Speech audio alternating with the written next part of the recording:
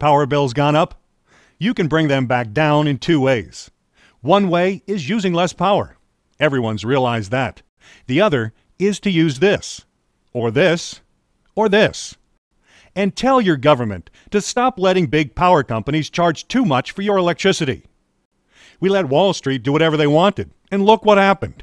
Here's the facts. Most of you no longer have adequate federal oversight for your electric bill. If you live here, your electric rates are up to 70% higher than here. Here's how it happened. Electricity has to be created the instant you need it. There aren't any big batteries in the sky. You flip a switch, and that demand has to be filled by electricity on the grid. So somewhere, some coal and gas is burned, or some water falls downhill. Some generators run all the time because there's always a light on. Some are activated only when demand peaks because of weather or events. Now, the state supervised electric power and electric rates for most of the 20th century. Federal regulation applied just to power bought and sold between utilities, formerly a small portion of total power sales. Then about 20 years ago, companies like Enron started lobbying for a market-based approach to electricity. The Federal Energy Regulatory Commission, called FERC, together with many states, bought this notion of a market-based approach.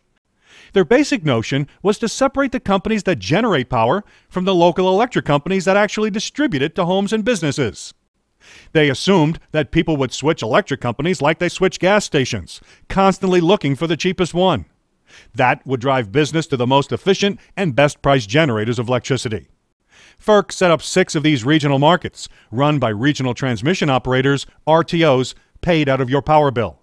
These regional operators have turned your varying needs for power into 6 financial markets, where local electric companies pay the highest price bid by generating companies. The generators are doing what companies do, taking advantage of the auction rules to charge as much as they can for power. And that extra cost is getting passed right down to 2/3 of the population in the form of higher electric rates. Coal and gas prices have gone up and down, but that doesn't fully account for the differences between these states and these states. The generating companies in these 6 markets have brought home billions in additional profits over the past decade. Haven't we learned anything from the Wall Street meltdown? Most people would agree our national electric system needs to be upgraded to prevent blackouts and provide cleaner forms of electricity. Congress is about to put billions of our collective money into overhauling that system. How will citizens be able to afford these needed improvements when they're already paying too much for electricity? See, it turns out that even when your power bill is high, you'll probably stick with your electric utility company. And in the RTO markets, they have to purchase power from a handful of generating companies.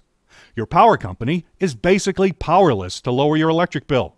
Electric power isn't an optional purchase today, and the market-based approach hasn't worked. You don't switch power companies like you'd switch cereal brands. Want to lower your power bill?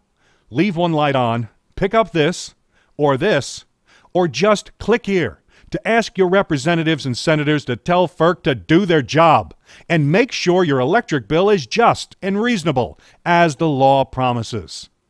Remember, they get their power from you.